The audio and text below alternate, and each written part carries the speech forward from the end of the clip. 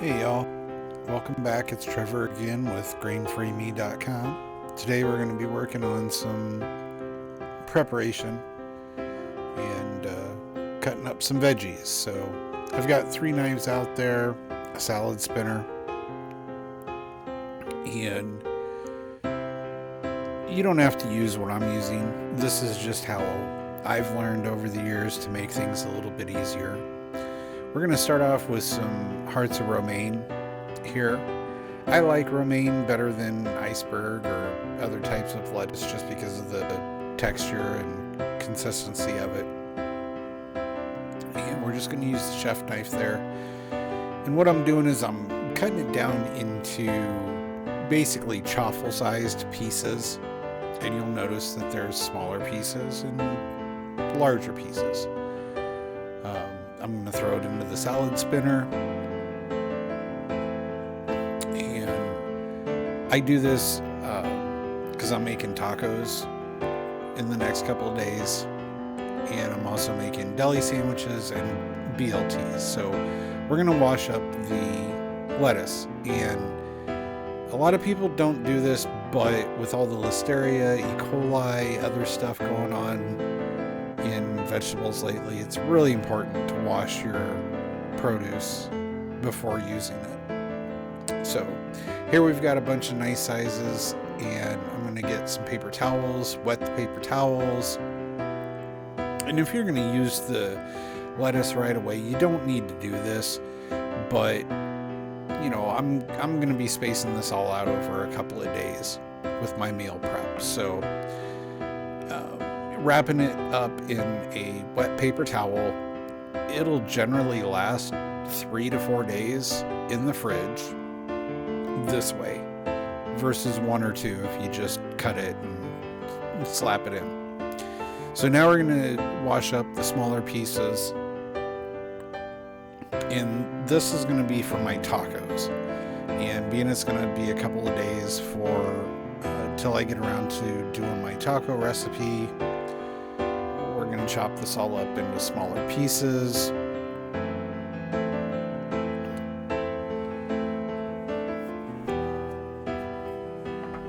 I probably should have sped this up a little bit, but you know, we're just 1/4 inch slices.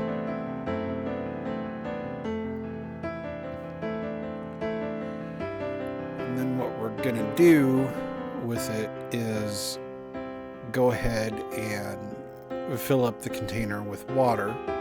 Let me get there in a second.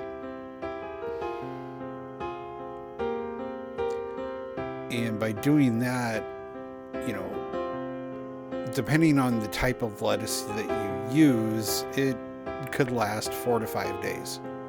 So this is a good way for me to meal prep and have my lettuce ready to go. We're just going to cover it with water, seal it up, put it in the fridge. So that'll be ready to go when I'm ready to do my tacos. Now we're going to work on some green onions. And green onions nowadays, I hate to say, completely hit and miss. I only had these in the fridge for a couple of days, and I had to cut a lot of brown and wilted parts off of the onions. Now, and you can see right there, there's just, you know, some scraps. Got to get rid of, clean them up.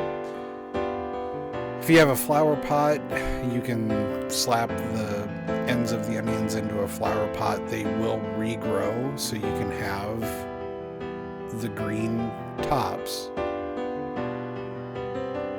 But you know, that's kind of hard for anybody to do. They need sun, etc. So now we're going to cut back to where the tops separate.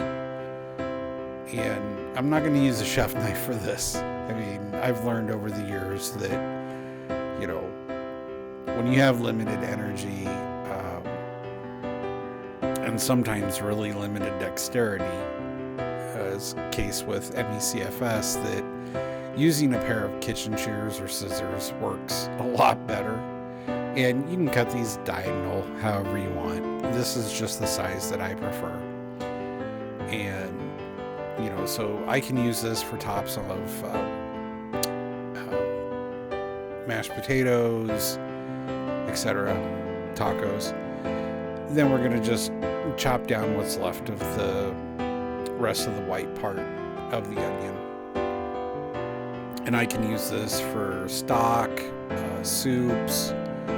I can use this to top my tacos too if I want to.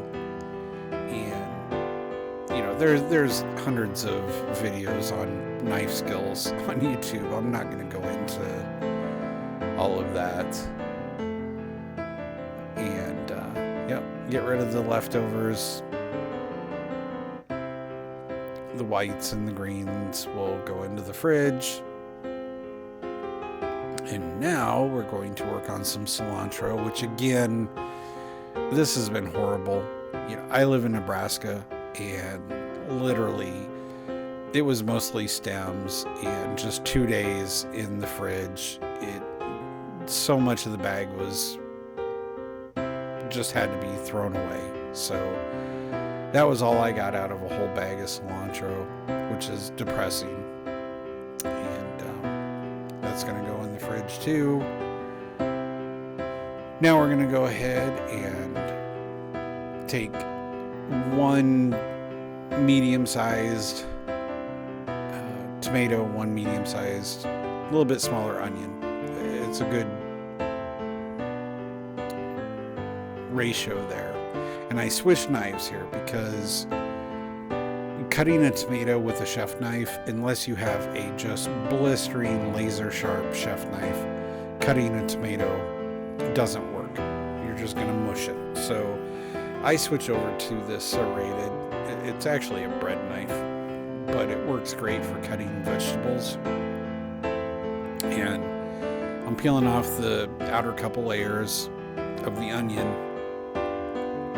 Sometimes just some are easier than others, but get rid of those top 2 or 3 layers.